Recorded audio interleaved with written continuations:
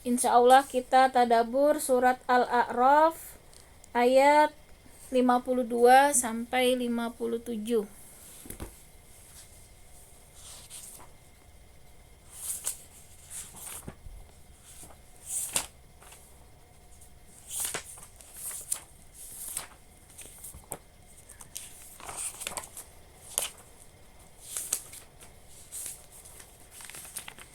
Baiklah, saya bacakan terlebih dahulu. A'udzu billahi minasy syaithanir rajim. Bismillahirrahmanirrahim. Walaqad ji'nahum bikitabin fassalnahu ala ilmin hudaw wa rahmatan liqaumin yu'minun. Walaqad ji'nahum, sungguh kami telah mendatangkan kepada mereka bi kitabin, kitab Al-Quran, fassalnahu, yang kami jelaskan, ala ilmin, atas dasar pengetahuan, hudan, sebagai petunjuk, warahmah, dan rahmat, liqaumin, bagi orang-orang, yu'minuna, yang beriman. Nah, jadi pada ayat ini Allah berfirman yang artinya, sungguh kami telah mendatangkan kitab Al-Quran kepada mereka yang kami jelaskan atas dasar pengetahuan sebagai petunjuk dan rahmat bagi orang-orang yang beriman. Nah, jadi ayat ini adalah penegasan dari Allah bahwa Al-Quran ini benar-benar ya petunjuk yang datangnya dari Allah Sang Maha Pencipta. Nah, di mana Allah mendatangkan Al-Quran ini dengan ilmunya, dengan pengetahuannya, atas dasar pengetahuan. Nah, jadi seluruh firman Allah di Al-Quran ini merupakan suatu ilmu Allah yang maha luar biasa. Jadi kita tahu bahwa Allah maha segalanya, sehingga tidak ada yang bisa menyamai dari aturan-aturan maupun syariat yang ada di dalam Al-Quran.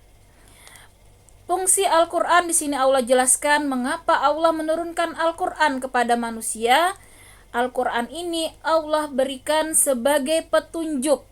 Nah, jadi fungsi Al-Quran bagi kita adalah petunjuk jalan kehidupan, jalan yang diridai Allah, jalan yang akan mendatangkan keselamatan, kebahagiaan baik di dunia maupun di akhirat. Nah, di mana Al-Quran juga adalah sebagai rahmat bagi orang-orang yang beriman.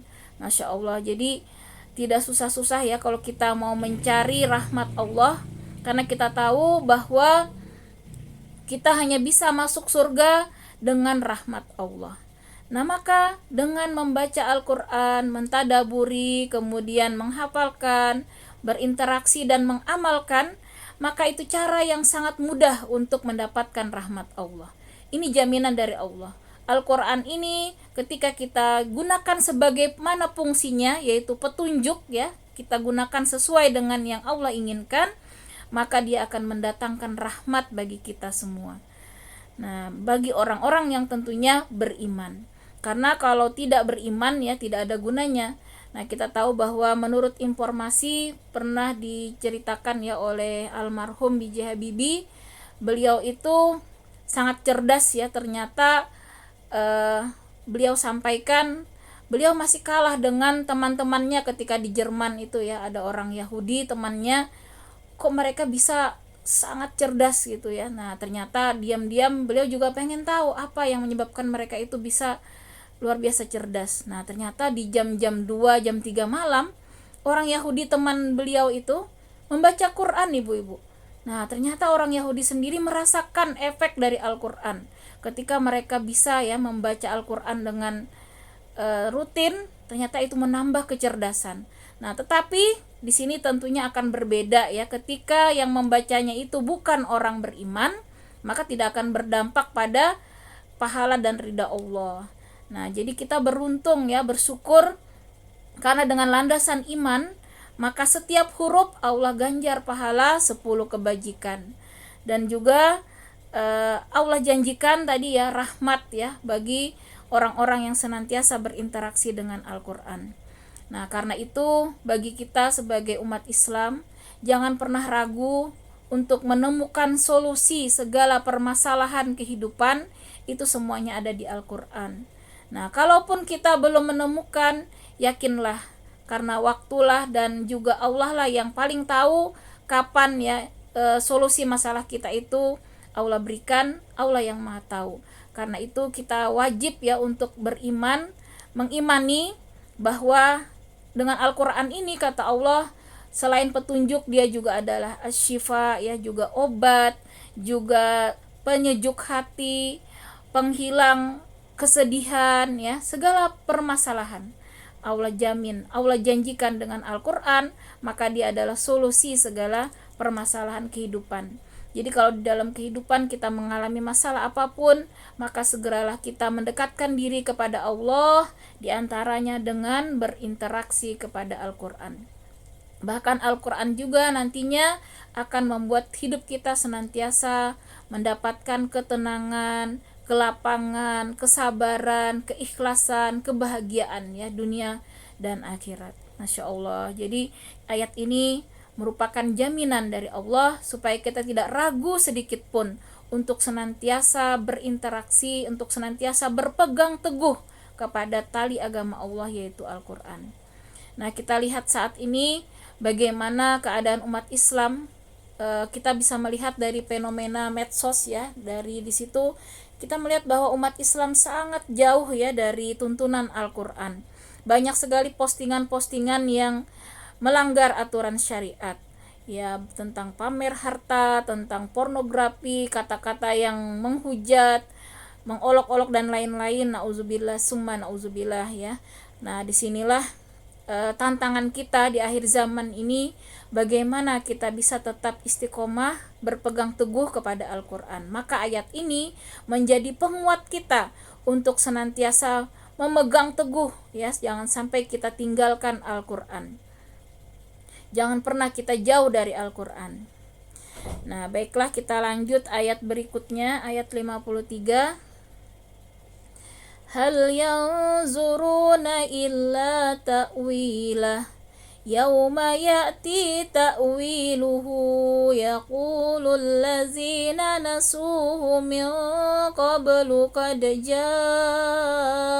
rusulu rabbina bil haqq فهل لنا من شفعاء فيشفعوا لنا أو نرد فنعمل غير الذي كنا نعمل قد خسروا أنفسهم وضل عنهم ما كانوا يفترون. Hal yanzuruna, tidaklah mereka hanya menanti-nanti, illa ta'wilah, bukti kebenaran Al-Quran itu. Yauma, pada hari, ya'ti ta'wiluhu, bukti kebenaran itu tiba.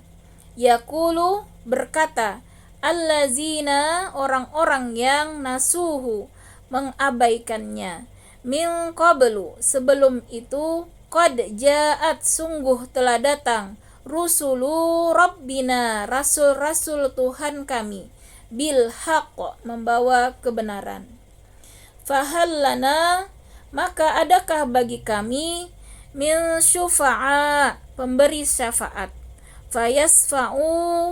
fayasfa'u lana, yang akan memberikan pertolongan kepada kami, au nuraddu, atau agar kami dikembalikan ke dunia, fana'mala, sehingga kami akan beramal, ghairal ladzi, tidak seperti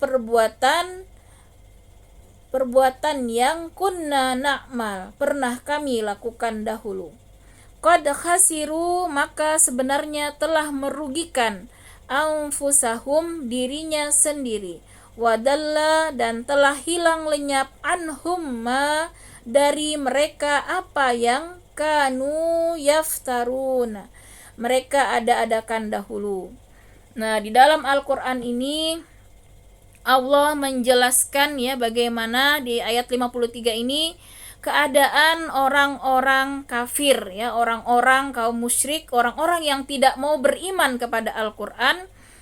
Bagaimana keadaan mereka di yaumil akhir ya, di hari kiamat. Nah, di sini Allah gambarkan tidaklah mereka hanya menanti-nanti bukti kebenaran Al-Qur'an itu.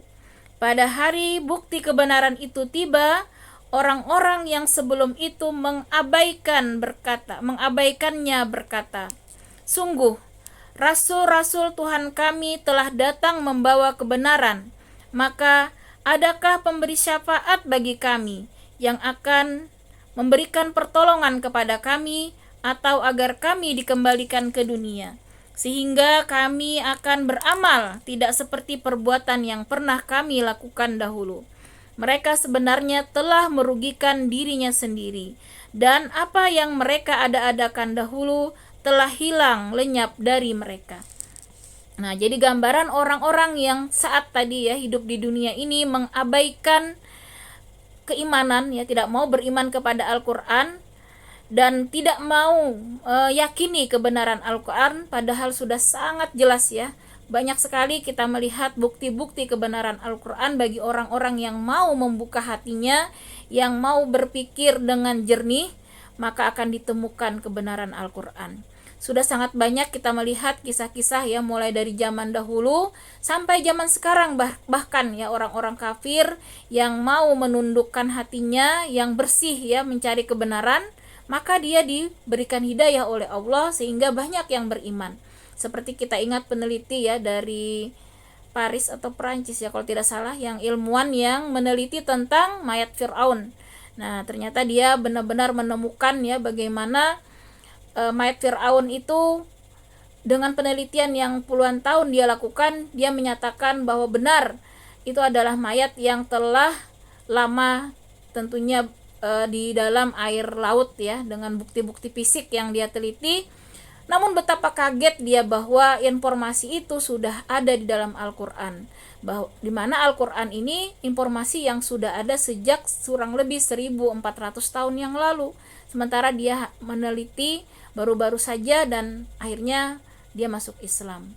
Dan begitu juga banyak fenomena lain yang menyatakan kebenaran Al-Qur'an. Nah, maka di sini orang-orang yang tidak mau percaya kepada Al-Qur'an, kata Allah di sini pada hari kiamat nanti, sebenarnya mereka itu hanya saat ini ya, hanya mereka menunggu-nunggu bukti kebenaran dan mengabaikannya, padahal nanti mereka akan melihat kenyataan yang sebenarnya di yaumil kiamah itu, bahwa mereka akan menyesal nantinya. Nah, di sini mereka menyesal karena Allah tidak pernah membiarkan ya manusia. Saking sayangnya Allah kepada kita semua, maka Allah senantiasa mengutus ya para rasul sejak zaman Nabi Adam ya, di awal itu Allah selalu menurunkan rasul sampai kita kenal itu ada 25 nabi dan rasul. Bahkan menyatakan ada yang lebih dari 300 ya sebenarnya nabi itu, tapi yang wajib kita imani itu adalah 25 nabi dan rasul. Begitu juga Allah senantiasa memberikan ya orang-orang pilihan yang Allah tentunya berikan hidayah untuk terus menyampaikan Al-Qur'an sampai kepada kita saat ini. Nah, maka ini adalah bukti suatu kasih sayang Allah supaya manusia tadi tidak tersesat ya di dalam kehidupan, supaya senantiasa mendapat petunjuk baik di dunia maupun di akhirat. Nah, maka mereka di sini sangat menyesal ya, karena ketika mereka tidak mau beriman maka mereka divonis ya menjadi ahli neraka, sehingga mereka di sini berharap ada syafaat ya, ada pertolongan. Namun itu adalah hal yang mustahil. Karena Allah jelaskan tidak akan ada lagi ya pertolongan di hari keputusan nantinya. Mana yang sudah menjadi ahli neraka, dia tetaplah menjadi ahli neraka, dan begitu juga kepada ahli surga. Sehingga orang-orang yang di neraka itu digambarkan di ayat sebelumnya bahwa antara surga dan neraka itu ada dinding yang bisa saling melihat. Jadi penduduk surga itu bisa melihat kondisi orang-orang yang di neraka, betapa dia sangat tersiksa ya, azab yang sangat pedih, sehingga mereka syukurnya luar biasa. Begitu juga orang-orang yang di neraka, ternyata mereka bisa melihat ya bagaimana kebahagiaan orang-orang di surga, sehingga penyesalan mereka bertambah-tambah. Nah, maka ketika mereka menginginkan berilah kami seteguk air saja ya untuk menghilangkan dahaga, maka kata orang-orang di dalam surga, haram bagi kami saat ini untuk memberikan apapun kepada penduduk neraka. Nah, disinilah mereka akhirnya menyesali mengapa saat di dunia mereka mengabaikan petunjuk yang sudah Allah berikan, mengabaikan Al-Qur'an, nah, mengabaikan rasul-rasul yang sudah membawa kebenaran. Sehingga mereka di sini berharap ada syafaat bagi kami katanya, atau ada pertolongan. Nah, kalaupun tidak ada, kata mereka tadi di sini ya, bagaimana seandainya kami dibolehkan kembali ke dunia. Nah, jadi mereka itu ingin sekali ke dunia, seandainya bisa mereka ingin di sini melakukan amal perbuatan, amal soleh. Nah, jadi orang-orang yang selama di dunia ini hidup seenaknya ya, tidak mau mengikuti aturan Al-Quran, memperturutkan hawa nafsu, maka ketika mereka nanti mulai azab kubur ya, itu akan benar-benar menyesal. Mereka berteriak-teriak pengen kembali ke dunia barang sesaat, mereka ingin memperbaiki. Nah, betapa itu suatu penyesalan yang tidak berguna.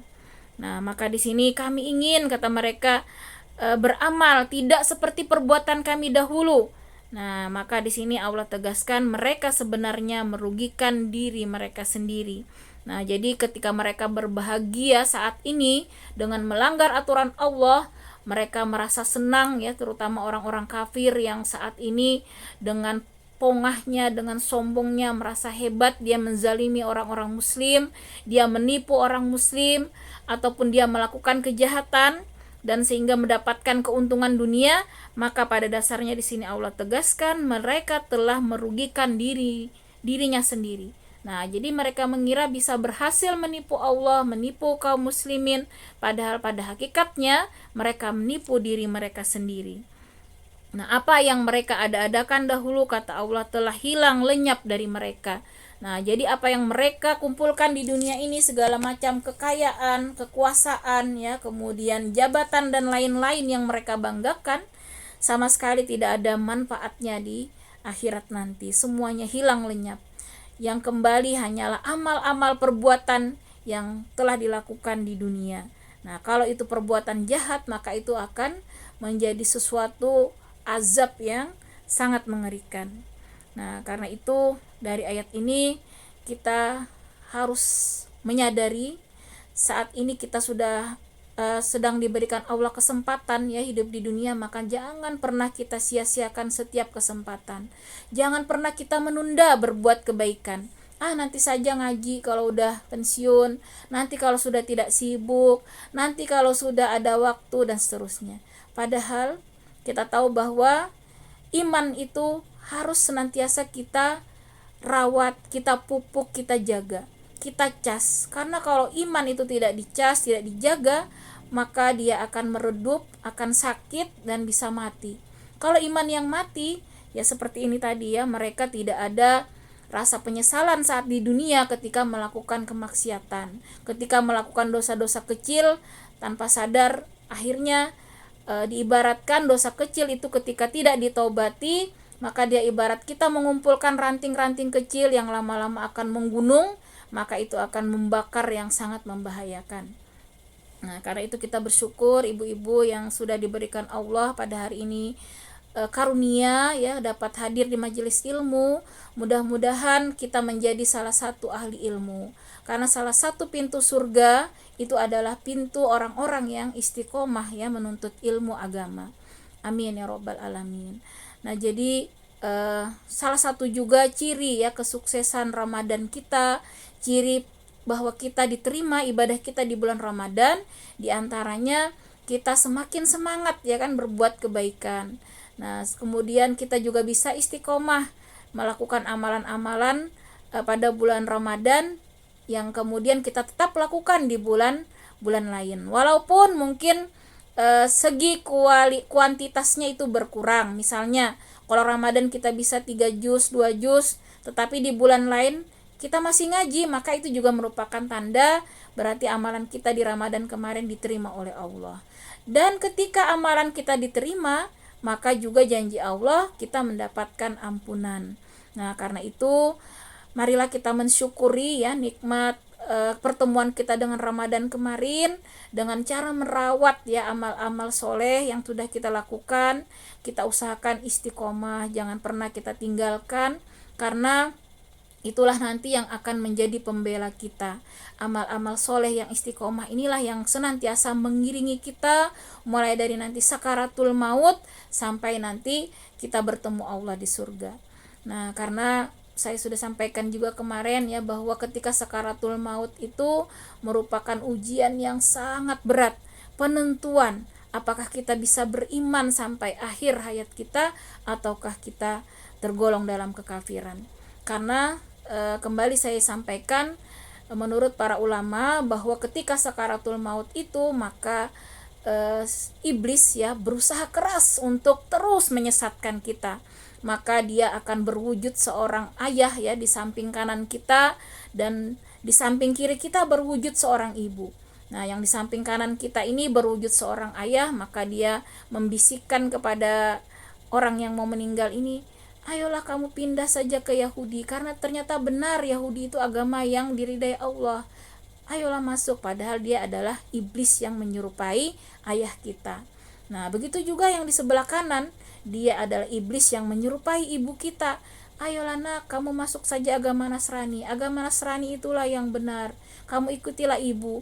Nah, kalau kita selama di dunia ini tidak bersungguh-sungguh tadi ya berpegang teguh kepada tali agama Allah, maka bisa saja nanti akhirnya mengikuti bisikan iblis yang di sebelah kanan ataupun yang di sebelah kiri. Hanya orang-orang yang dikuatkan Allah imannya lah yang berhasil untuk tetap istiqomah sampai ruh itu benar-benar terlepas dari tubuh kita. Karena perjalanan ruh itu mulai dari ujung kaki sampai nanti ke ujung kepala itu terpisah, maka disitulah terus godaan iblis itu akan terus mengganggu ya orang yang sakaratul maut tersebut. Nah, maka orang-orang yang selama di dunia ini mau berlelah-lelah ya, mau capek-capek tetap melakukan kebaikan, menjaga keimanan, tetap istiqomah dengan amalan-amalan walaupun sedikit ya mungkin, tetapi dia istiqomah, maka Allah akan cabut nyawanya dalam kondisi beriman. Allah datangkan bantuan syafaat ya berupa kehadiran malaikat Jibril yang akan terus menguatkan dari depannya bahwa yang benar itu hanya Islam, dan akhirnya dia selamat ya tetap mengucapkan di akhir la ilaha illallah Muhammadar Rasulullah. Nah, karena itu marilah kita sama-sama untuk mensyukuri nikmat ini, berusahalah kita memerangi hawa nafsu kita dengan cara terus kita paksa diri kita untuk istiqomah dalam kebaikan. Karena iman itu bisa dirawat dengan ilmu dan juga amal-amal soleh yang istiqomah. Semoga Allah mengkaruniakan kita semua husnul khatimah kelak, amin ya rabbal alamin. Baiklah, kita lanjut ayat 54. Sungguh ya, saya bacakan dulu. Inna rabbakumullahu allazi khalaqas samawati wal arda fi sittati ayyamin summa istawa 'alal arsy yughsil laylan nahara yatlubuhu hasisa yatlubuhu hasisan wasyamsa wal qamara wan nujuma musakhkharatin bi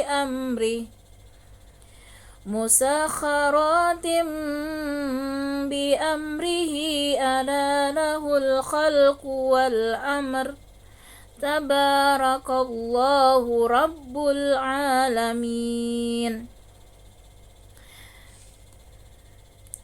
Sungguh Tuhanmu adalah Allah yang menciptakan langit dan bumi dalam 6 masa, lalu dia bersemayam di atas arasy. Dia menutupkan malam kepada siang yang mengikutinya dengan cepat. Dia ciptakan matahari, bulan, dan bintang-bintang tunduk kepada perintahnya.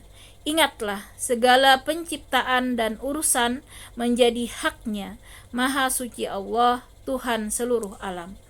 Nah, jadi di sini Allah memberikan kita bukti-bukti ciptaan Allah untuk lebih meyakinkan kita bahwa Allah itu maha benar. Nah, dengan bukti-bukti adanya ciptaan ini, maka kita harusnya semakin yakin bahwa ada Allah yang maha kuasa yang menciptakan seluruh alam semesta ini, yaitu adanya langit, adanya bumi. Nah, kita bisa melihat bagaimana langit yang luar biasa luas, namun bisa tetap tegak tanpa tiang satupun. Nah, bagaimana kalau kita di dunia ini bikin rumah? Tidak akan bisa ya kalau tanpa ada tiang satupun, bagaimana bisa tegak ya. Tapi itulah kekuasaan Allah. Allah berikan kita gambaran kekuasaan yang maha luar biasa. Langit yang sangat luas, yang teramat luas ini bisa tegak tanpa tiang. Kemudian bumi dengan segala keindahannya itu juga merupakan bukti kekuasaan Allah. Nah, misalnya kita melihat ada sebuah kue di meja misalnya. Nah, pasti kan ada yang membuat, tidak mungkin kue itu tiba-tiba ada. Nah, apalagi ini langit, apalagi bumi, itu ciptaan yang luar biasa besar, luar biasa indah. Tidak mungkin tiba-tiba ada seperti adanya kue tadi tanpa ada yang membuatnya. Nah, maka ini bagi kita ya yang senantiasa berpikir jernih, maka kita akan semakin yakin bahwa Allah itu nyata adanya. Dengan adanya langit, adanya bumi. Dan Allah tegaskan bahwa Allah lah memang yang menciptakan langit dan bumi ini dalam 6 masa. Nah, kemudian untuk waktu 6 masa ini, para ulama memang berbeda pendapat. Ada yang mengatakan 6 hari, ada yang 6 tahap, dan lain-lain. Itu tidak menjadi urgent ya bagi kita. Yang penting kita di sini harus yakin Allah sendiri yang mengatakan kepada kita bahwa langit dan bumi ini adalah ciptaan Allah. Kemudian Allah berada saat ini di Arsy ya. Arsy itu tempat yang tertinggi. Setelah langit ketujuh itu adalah Arsy-nya Allah. Nah, disitulah nanti dikabarkan ya, surga itu di bawah Arsy itu yang paling tinggi ya, surga Firdaus. Nah, kemudian di sini Allah tegaskan Dia menutupkan malam kepada siang yang mengikutinya dengan cepat. Nah, jadi bukti adanya malam, adanya siang, ini juga merupakan suatu fenomena kemahadahsyatannya ciptaan Allah. Nah, kita bisa bayangkan seandainya malam terus ya, maka akan dingin ya suhu bumi ini. Kalau tidak ada matahari, kita bisa bayangkan tumbuh-tumbuhan tidak akan bisa berfotosintesis. Maka ketika tumbuhan tidak bisa hidup, tidak ada bisa juga makan ya, kita tidak bisa makan, hewan-hewan tidak bisa makan, maka kehidupan ini tidak akan bisa berlangsung. Nah, tetapi Allah ciptakan siang di mana di situ ada matahari sehingga tumbuh-tumbuhan bisa hidup, kita pun juga bisa mendapatkan sumber makanan. Nah, jadi malam dan siang ini juga merupakan suatu fenomena kebesaran Allah. Nah, kemudian adanya matahari, adanya bulan, dan adanya bintang, Allah tegaskan semua makhluk ciptaan Allah di muka bumi ini, jangan kita kira mereka itu mati. Jadi pada dasarnya di sini Allah kabarkan bahwa matahari, bulan, bintang, tanah, batu-batuan, semua itu pada dasarnya di sisi Allah mereka makhluk yang hidup. Nah, kita saja yang mengkategorikan benda mati ya, itu menurut ilmu pengetahuan. Tapi di sisi Allah mereka itu punya ruh, punya karena Allah tegaskan mereka itu juga senantiasa berzikir. Mereka itu senantiasa di sini tunduk kepada perintahnya.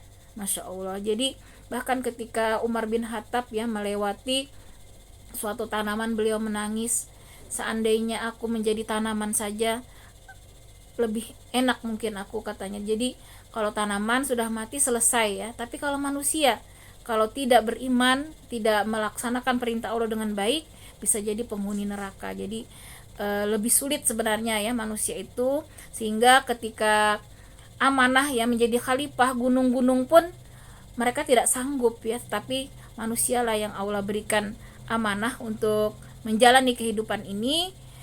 Maka dari itu kita harus benar-benar berusaha menjaga amanah ini dengan sebaik-baiknya, karena kita dipercaya oleh Allah manusia itu sebenarnya bisa hidup dengan selamat baik di dunia maupun di akhirat, asal tadi syaratnya mengikuti petunjuk Allah. Nah, ibaratnya Allah menciptakan, ibaratnya kalau sekarang lah kita membuat motor, misalnya motor merek Honda misalnya, maka supaya kita bisa menjalankan motor itu dengan baik, tentunya kita pakai cara-cara dari pabriknya Honda ya, cara spare partnya, kemudian cara perawatannya. Nah, bengkel-bengkel itu harus menguasai dia bagaimana spare part yang cocok misalnya untuk motor tersebut. Sama juga kita manusia, supaya kita terus selamat, terus terjaga kehidupan kita, terhindar dari segala keburukan baik di dunia maupun di akhirat, maka kita ikutilah petunjuk dari Allah. Sudah banyak bukti-bukti bahwa ketika kita menjauhi petunjuk Allah, maka cepat atau lambat semua itu akan kembali berdampak kepada kita. Karena di dalam Quran surat Asy-Syura ya, ayat 30, Allah tegaskan bahwa seluruh penderitaan, kesusahan, penyakit, dan musibah yang menimpa kita, itu kata Allah karena dosa kamu sendiri, bukan karena Allah zalim. Jadi kalau hari ini kita pernah bermaksiat tapi kita tidak bertobat, jangan kita santai-santai kita merasa aman, karena cepat atau lambat itu akan menyusahkan kita sendiri, baik nanti hukumannya berupa penyakit, berupa kesusahan, kesedihan, dan lain-lain. Karena itu senantiasalah kita berlari ketika bertobat ya, segeralah kita bertobat. Kalau teringat suatu kesalahan langsung kita bertobat, jangan pernah menunda tobat. Karena kebanyakan ya kesusahan yang kita alami pada hari ini itu adalah akibat perbuatan kita di masa lalu yang tidak kita taubati. Nah, karena itu di sini kita belajarlah pada makhluk-makhluk Allah, baik matahari tadi ya, bulan, bintang. Masya Allah, mereka itu sangat tunduk kepada perintah Allah. Tidak pernah mereka satu kali pun menentang perintah Allah. Seandainya matahari mogok gitu ya, tidak mau bersinar sehari saja, apa yang terjadi dengan kehidupan ini pasti kehancuran. Nah, begitu juga manusia. Cuma manusia ini saking sayangnya Allah, maka kita itu terus diberi kesempatan. Walaupun bermaksiat, kadang Allah masih mengulur-ulur, masih diberi waktu. Kenapa nggak mati-mati? Masih aja Allah kasih kesempatan. Saking sayangnya Allah, Allah berharap kita itu bertobat. Makanya masih dikasih waktu. Nah, tapi kalau udah dikasih waktu juga tidak sadar-sadar, nah itulah kerugian yang sangat besar bagi diri kita sendiri tadi kata Allah. Makanya Allah sudah beri tuh utusan ya, uban Allah munculkan, itu adalah peringatan dari Allah. Ayo cepatlah kata Allah, itu waktu kamu tinggal sedikit, makanya dikasih Allah uban. Itu suatu utusan Allah itu ya. Makanya kita dilarang mencabut uban itu, nanti dia akan bersinar ya ketika kita dibangkitkan. Maka biarlah itu menjadi pengingat kita supaya kita sadar bahwa kita tidak lama lagi di dunia. Nah, nggak usahlah disemir-semir apa gitu ya, karena itu nanti akan bersinar ya ketika kita ikhlas menerimanya. Kita sadar ketika kita bercermin lihat uban, kita ingat bahwa kita memang sudah tidak lama lagi. Nah, itulah yang membuat kita senantiasa mendekatkan diri kepada Allah. Kemudian juga adanya penyakit ya, kemudian sakit itu juga merupakan tanda-tanda, artinya kita sudah dekat dengan kematian. Apalagi kalau sakit itu tidak kunjung sembuh, berarti sudah sangat dekat. Nah, tinggal menunggu waktu. Makanya ketika sakit, kita harus senantiasa sadar bahwa ini pengingat kita, supaya kita tidak betah juga di dunia ya. Kalau kita sehat terus, mungkin kita akan terlalu betah di dunia bermaksiat ya, tapi dengan sakit kita akan sadar nah bahwa di dunia itu memang tidak enak selamanya. Ada kalanya sakit, ada kalanya susah. Nah, itulah cara Allah supaya kita senantiasa ingat di jalan Allah, supaya senantiasa kita kembali, jangan kebablasan. Nah, kalau tidak ada yang mengingatkan, bisa jadi itu namanya istidrat ya. Kalau misalnya bermaksiat tapi tidak ada ujian-ujian, tidak pernah sakit, kehidupannya tetap bahagia seperti orang-orang kafir itu ya, mereka itu sudah dilanjur namanya istidrat. Nah, itu kalau sudah Allah murka, Allah biarkan, tidak ada peringatan sama sekali, sehingga tiba-tiba saja mereka mati mendadak tanpa ada kesempatan untuk bertobat. Nah, tetapi kalau mati mendadak bagi orang yang selama ini beriman, itu merupakan rahmat ya ibu-ibu. Kalau orangnya selama ini baik, beriman, istiqomah, tiba-tiba mendadak meninggalnya dengan mudah, itu rahmat bagi dia. Allah ingin cepat bertemu dengan dia. Tapi kalau orang yang selama ini durhaka ya, tiba-tiba mendadak belum sempat bertobat, itu merupakan suatu keburukan. Nah, jadi kita maknai semuanya dengan positif. Baik sakit, musibah itu adalah baik bagi kita ketika kita sabar, ikhlas, ridho, maka semua itu menjadi penggugur dosa kita ya, menjadi kafarat dosa kita, sehingga kita akhirnya bisa kembali dengan Allah dalam kondisi bersih suci dari dosa-dosa.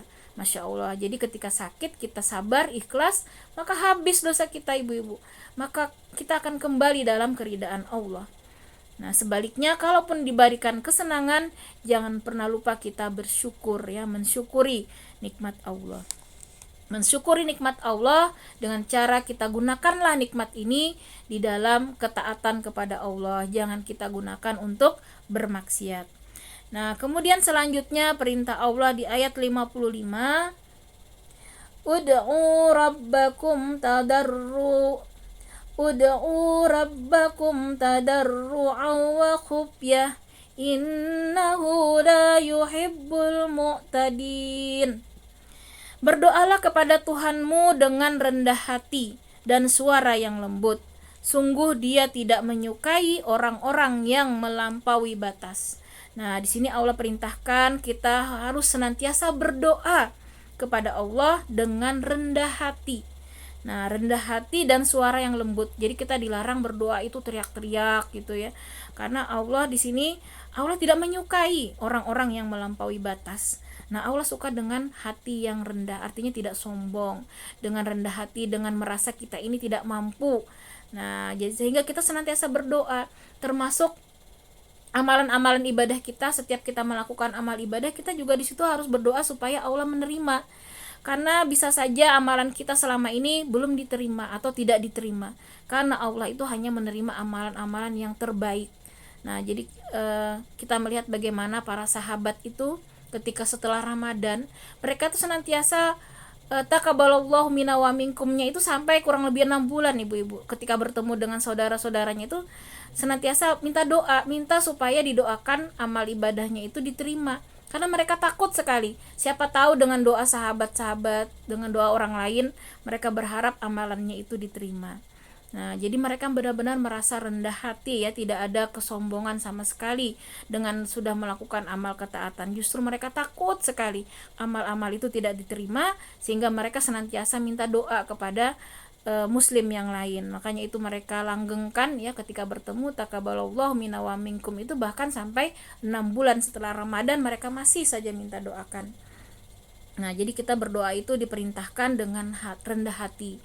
Jadi kita benar-benar sebelumnya kita awali dengan memuji Allah, kemudian bersalawat kepada Rasul, kemudian kita di situ beristighfar, kita menyadari dosa-dosa kita, kalau perlu kita menangis di situ dengan hati yang khusyuk, tunduk, rendah hati ketika berdoa, dan suara yang lembut, lirih ya. Itu yang Allah berikan tuntunan dalam berdoa. Dan doa ini adalah salah satu cara untuk mencukupkan ya ibadah-ibadah kita yang selama ini mungkin masih kurang. Karena itu kita jangan pernah bosan-bosan, jangan pernah kita lalai untuk senantiasa berdoa. Karena itu tadi, belum tentu ibadah selama ini yang sudah kita merasa aman itu Allah terima. Bisa jadi ibadah kita itu mengandung kerusakan di sisi Allah. Nah, karena itu kita harus benar-benar ikhlas ya dengan ibadah kita, sungguh-sungguh mengikuti tuntunan syariat dari Allah dan Rasulnya, dan kita berdoalah senantiasa agar ibadah kita itu diterima. Nah, kemudian Allah tidak suka orang-orang yang melampaui batas. Nah, jadi kita hati-hati sekali dalam bersikap, jangan zalim, jangan arogan, jangan sombong, jangan suka marah, jangan suka merasa hebat. Nah, ini hati-hati sekali. Allah sangat tidak suka orang yang melampaui batas. Kita lihat saja akhir-akhir orang yang kehidupannya selama di dunia itu sombong, keras, suka marah, kemudian zalim, pasti Allah akan berikan balasan ya, baik di dunia bahkan di akhirat. Kalau dia tidak bertobat, balasan itu sampai ke akhirat. Nah, karena itu Allah menyukai kelembutan tadi ya, menyukai orang-orang yang rendah hati. Nah, jadi kita jangan merasa jangan merasa pengen hebat itu kita tunjuk-tunjukkan gitu, tidak perlu. Karena Allah tidak perlu ya kita menunjuk-nunjukkan itu, karena hanya kepada Allah lah kita persembahkan seluruh hidup dan mati kita. Jadi kita tidak perlu pujian, tidak perlu sanjungan, tidak perlu dilihat orang lain, tapi kepada Allah lah kita luruskan ya niat kita, mempersembahkan segala hidup dan mati kita, amal ibadah kita hanya mengharap ridha Allah Subhanahu wa taala. Nah, kemudian di ayat 56 sekarang kita melihat lagi larangan Allah. ولا تفسدوا في الأرض بعد إصلاحها وادعوه خوفا وطمعا إن رحمة الله قريب من المحسنين. Dan janganlah kamu berbuat kerusakan di muka bumi setelah diciptakan dengan baik. Berdoalah kepadanya dengan rasa takut dan penuh harap. Sesungguhnya rahmat Allah sangat dekat kepada orang yang berbuat kebaikan. Nah, di sini larangan Allah secara tegas ya, kita dilarang untuk berbuat kerusakan di muka bumi. Nah, jadi hati-hati jangan sampai kita membuat suatu keburukan, kerusakan di bumi ini. Misalnya yang sekarang mungkin tanpa sadar ya, orang-orang di medsos tanpa menutup aurat, nah dengan bangganya memamerkan kecantikan ya, kemudian pamer aurat. Nah, itu sebenarnya dia telah membuat dosa jariah.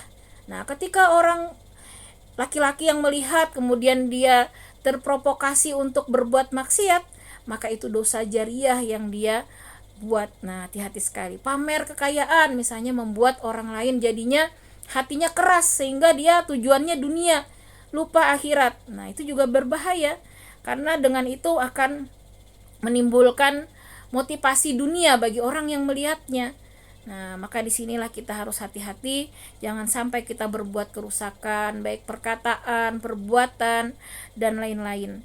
Jangan sampai kita berbuat kerusakan, kata Allah, karena Allah sangat murka di sini. Kalau sudah larangan itu berarti haram hukumnya kita berbuat kerusakan.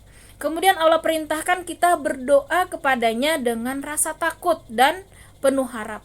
Jadi ketika berdoa kita takut ya, jangan sampai kita ada kesombongan di dalam hati ketika berdoa. Jadi kita benar-benar takut Allah itu maha mengazab juga kalau kita berbuat salah, sehingga kita senantiasa memohon ampun kepada Allah. Kemudian kita juga berharap, tetaplah optimis dengan upaya kita selama ini, dengan terus berharap semoga Allah memberikan rahmat ya kepada kita. Nah, Allah di sini akan janjikan memang rahmat itu akan senantiasa dekat, senantiasa akan Allah berikan kepada orang-orang yang berbuat kebaikan. Karena itu kita jangan pernah menyesali ketika berbuat kebaikan. Misalnya ada kesempatan, kesempatan untuk bersedekah, kesempatan untuk menolong orang lain, itu berarti cara Allah untuk memberikan kita rahmatnya. Jangan marah kita ketika ada misalnya pengemis ya. Itu berarti Allah telah mempercayakan kepada kita kesempatan untuk berbuat kebaikan. Kalau misalnya kita tidak ada yang mau disedekahkan karena kita tidak punya, cukuplah kita misalnya bisa memberikan nasihat, bisa memberikan senyuman, bisa dengan kata-kata yang baik, itu juga sedekah. Kita tahu bahwa tabassumuka fi wajhi akhika sadaqatun. Senyum saja itu sudah sedekah. Jadi tidak harus misalnya kita memenuhi, misalnya nih ada orang minta tolong, kita jangan negatif. Itu pada hakikatnya itu adalah Allah mendatangkan ya melalui orang itu perantara untuk kita berbuat kebaikan. Yang menggerakkan orang itu ya untuk datang ke tempat kita minta tolong, itu adalah Allah ingin memberi kita jalan berbuat kebaikan. Jangan kita benci orang itu. Nah, jadi karena itu tanda Allah sayang sama kita. Allah ingin mengucurkan rahmatnya kalau kita sambut kesempatan berbuat baik itu. Kalaupun kita belum mampu berbuat baik, maka kita tolaklah dengan cara yang baik. Maka dengan cara yang baik pun itu berarti kita sudah melakukan kebaikan. Jangan sampai kita misalnya memaki-maki pengemis ya, walaupun mungkin dia menipu, maka cukuplah bagi kita selalu berprasangka baik. Karena walaupun misalnya ya pengemis itu ternyata dia penipu, dia misalnya meminta sumbangan atas nama masjid namun dipakai sendiri misalnya, maka kita yang menyumbang itu akan tetap mendapat pahala sesuai niat kita. Adapun kalau dia salah gunakan, itu dosa bagi dia. Jadi kita tidak ada urusannya dia mau gunakan dengan benar atau tidak. yang Allah nilai adalah niat kita. Kalau niat kita memang mau untuk berinfak masjid misalnya, akan sampailah niat kita tersebut. Jadi walaupun kita melihat dia ciri-cirinya penipu, ya sudah, kalau kita memang tidak yakin, cukuplah kita tolak dengan baik, bukan dengan arogan, bukan dengan marah-marah dan seterusnya. Baiklah, kemudian yang terakhir ayat 57, wa huwallazi yursilur riyaha busyran baina yaday rahmatih hatta idza aqallat sahaba siqalan suqnahu li baladin mayyitin فأنزلنا به الماء فأخرجنا به من كل الثمرات كذلك نخرج الموتى لعلكم تذكرون. Dialah yang meniupkan angin sebagai pembawa kabar gembira, mendahului kedatangan rahmatnya yaitu hujan, sehingga apabila angin itu membawa awan mendung, kami halau ke suatu daerah yang tandus, lalu kami turunkan hujan di daerah itu. Kemudian kami tumbuhkan dengan hujan itu berbagai macam buah-buahan. Seperti itulah kami membangkitkan orang yang telah mati. Mudah-mudahan kamu mengambil pelajaran. Nah, jadi di sini cara Allah memberikan gambaran, karena orang kafir itu tidak percaya kok bisa orang sudah mati jadi tulang-tulang kok hidup lagi. Mereka tidak percaya dengan hari kebangkitan. Maka disinilah Allah berikan gambaran. Nah, gambarannya ketika angin bertiup, kemudian itu kan membawa awan ya. Awan itu berisi butiran-butiran air. Nanti Allah akan turunkan hujan di tempat yang tandus, yang tempat yang kering. Nah, tiba-tiba di tempat kering itu nanti akan tumbuh tumbuh-tumbuhan, mulai dari rumput, nanti menjadi semak-semak, bahkan nanti akhirnya menjadi hutan. Nah, begitulah gambaran ya bagaimana Allah juga menghidupkan manusia yang sebelumnya sudah mati, tertimbun tanah, cerai-berai, tulang belulangnya, dia bisa kembali hidup ya. Itu sangat mudah bagi Allah. Sebagaimana tadi mudahnya Allah juga menghidupkan tanah yang tandus, tiba-tiba nanti kelak Allah tumbuhkan tumbuh-tumbuhan dan menjadi hutan, itu juga sangat mudah bagi Allah, tidak ada yang sulit. Nah, itu gambaran bagi Allah, contoh bagaimana Allah menghidupkan dari yang mati itu bisa kembali bangkit sebagaimana hari kebangkitan kita nantinya. Sehingga ini merupakan suatu pelajaran bagi kita untuk yakin bahwa kita semua nanti akan dibangkitkan setelah kematian kita, sehingga sadarlah kita untuk senantiasa mempersiapkannya selama Allah masih kasih kita kesempatan, kasih umur dan kasih waktu. Jangan pernah kita sia-siakan. Wallahu a'lam bishawab. Demikianlah ibu-ibu, karena waktu mohon maaf telah molor ya. Kita akhiri saja untuk sama-sama kita berdoa.